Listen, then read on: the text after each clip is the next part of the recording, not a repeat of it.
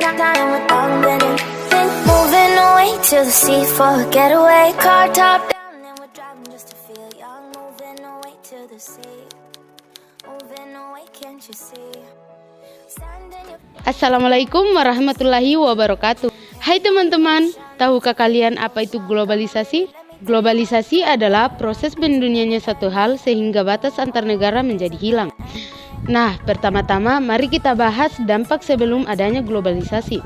Sebelum globalisasi, Indonesia belum banyak melakukan kerjasama di bidang ekonomi dan kebudayaan. Karena pemerintah yang berkuasa masih belum terpengaruh. Pemerintah Indonesia masih kebanyakan mengatur negaranya sendiri tanpa campur tangan negara lain. Tetapi tidak ada transportasi informasi sama sekali oleh pemerintah. Bahkan opini masyarakat bungkam. Peran masyarakat yang paling penting hanya mengikuti pemilu. Jadi intinya sebelum globalisasi, politik di Indonesia belum begitu berkembang. Karena belum banyaknya kerjasama dengan negara lain ataupun masyarakatnya. Nah, sekarang baru kita bahas dampak setelah adanya globalisasi. Globalisasi memudahkan manusia dalam berhubungan, termasuk kerjasama dalam bidang diplomatik dengan negara-negara lain. Hal ini dimungkinkan karena kerjasama baik dalam perdagangan maupun politik dapat membuat negara kita menjadi lebih dikenal negara lain. Seperti yang kita ketahui, dampak globalisasi ada beberapa. Saya dan teman-teman saya akan menjelaskan tentang dampak globalisasi dalam bidang politik, pertahanan, dan keamanan. Yang pertama, dampak globalisasi dalam bidang politik. Globalisasi politik adalah proses masuknya sebuah pola atau nilai yang diterima secara menyeluruh karena membawa perubahan yang menguntungkan di bidang politik. Nah, ada juga beberapa dampak positif dan dampak negatif globalisasi dalam bidang politik.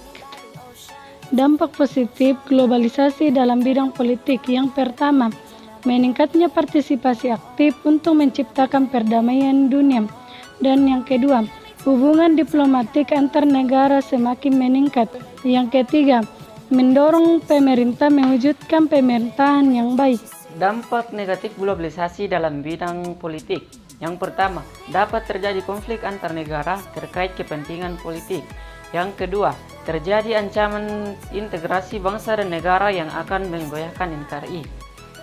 Yang ketiga, mampu membuka cakrawala berpikir masyarakat Indonesia secara global. Sesuatu yang diterapkan di luar negeri dapat dengan sangat mudah kita tiru. Padahal itu belum sesuai dengan tradisi dan kehidupan kita.